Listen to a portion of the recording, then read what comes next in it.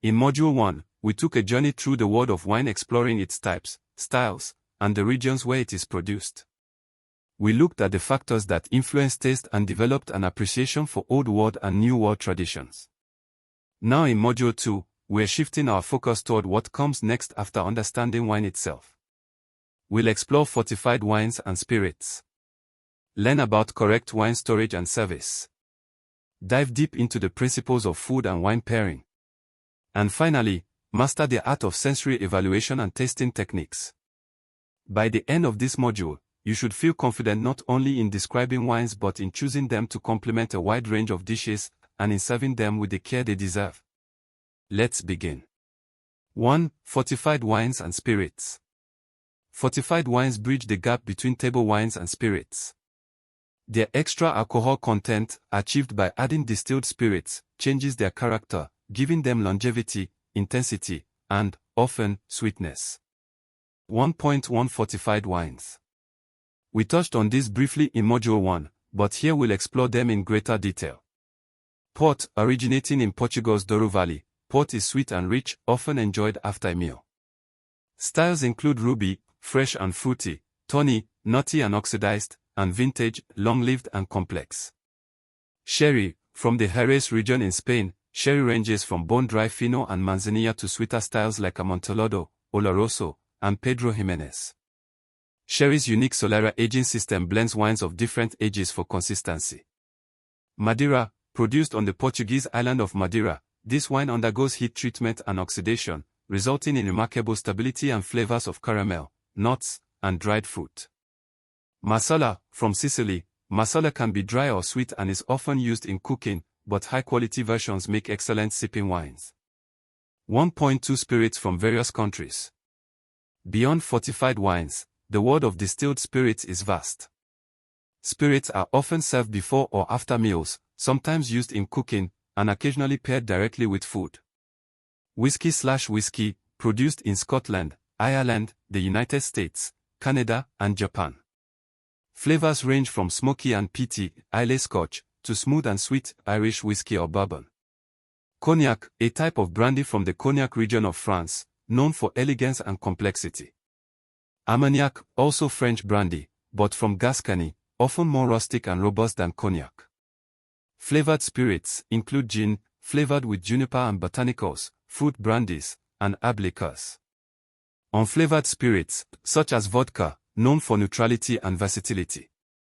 Liqueurs, sweetened spirits flavored with fruits, herbs, spices, or cream. Examples include Grand Marnier, Baileys, and Amaretto. 2. Wine storage and service. Serving wine well begins long before you pull the cork.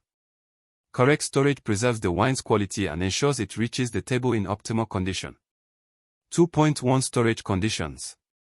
Temperature. Store most wines at a cool, constant temperature around 12 to 14 degrees Celsius, 54 to 57 degrees Fahrenheit.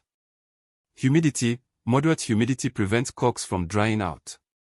Light. Keep wines away from direct sunlight to avoid spoilage. Vibration. Avoid constant movement, which can disturb the sediment in aged wines. 2.2 Positioning. Bottles with cork closures should be stored horizontally to keep the cork moist. Screw-capped bottles can be stored upright. 2.3 Service temperatures. Light white wines and sparkling wines, chilled, 6 to 10 degrees Celsius/43 to 50 degrees Fahrenheit. Full-bodied whites, lightly chilled, 10 to 13 degrees Celsius/50 to 55 degrees Fahrenheit.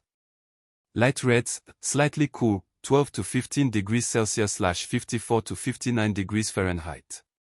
Full-bodied reds, room temperature, but ideally 16 to 18 degrees Celsius, 60 to 65 degrees Fahrenheit. 2.4 Decanting. Decanting serves two main purposes. Separating sediment in older wines. Aerating younger wines to soften tannins and release aromas. In a social function, decanting can also add a touch of ceremony and elegance to the presentation. 3. Principles of wine and food matching. Now we come to one of the most enjoyable, and sometimes intimidating, aspects of wine knowledge, pairing wine with food.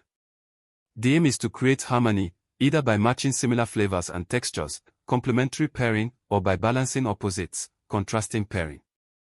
3.1 Complementary pairing. Here, the flavors and characteristics of the wine and food echo each other. Example, a buttery Chardonnay with buttery lobster. Example, a fruity Beaujolais with a fruit-glazed pork dish.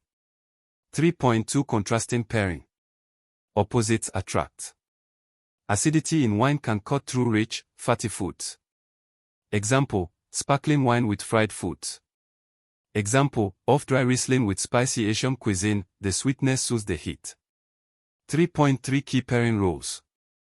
Match the weight, light wines with light dishes, full-bodied wines with hearty dishes.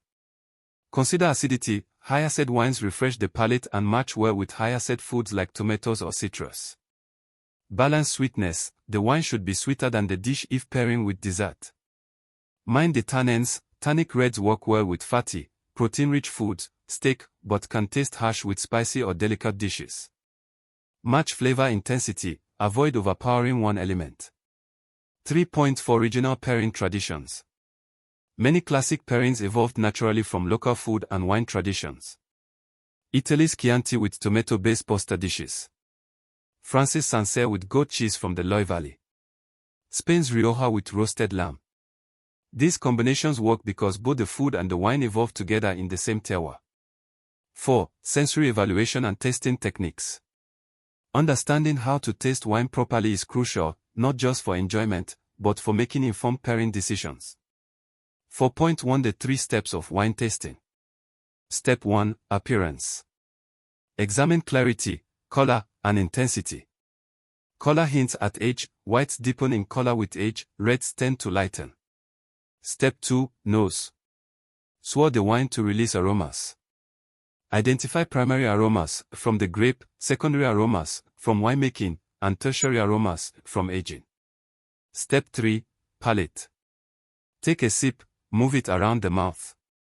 Note sweetness, acidity, tannin, body, flavors, and length of finish. 4.2 Building a wine vocabulary. Using precise language helps communicate impressions. Fruit descriptors, citrus, stone fruit, berry, tropical. Non-food descriptors, flora, herbal, earthy, spicy. Structural terms, acidity, tannin, body, alcohol, sweetness. 4.3 Practice and calibration. Tasting in groups can help calibrate your palate by comparing impressions. The more you taste, the better you recognize patterns and styles. 5. Putting it all together. We've now covered the full arc of wine knowledge. Understanding wine types and production, Module 1. Exploring fortified wines and spirits. Mastering storage and service. Applying pairing principles. And developing tasting skills. When you choose a wine for a meal, you're drawing on all of these elements. You consider the dish's flavors, the wine structure, and the occasion. And you'll be able to explain your choice confidently. Example scenario. Imagine you're hosting a dinner with roasted duck in an orange glaze. The dish is rich, slightly fatty, and has sweet citrus notes. A Pinot Noir from Oregon could be perfect. Its acidity cuts through the richness, its fruit complements the orange, and its lighter body won't overpower the duck. Final note. Wine and food pairing is both a science and an art. The guidelines help, but personal preference matters too. The best pairing is the one that brings the most enjoyment to the people at the table.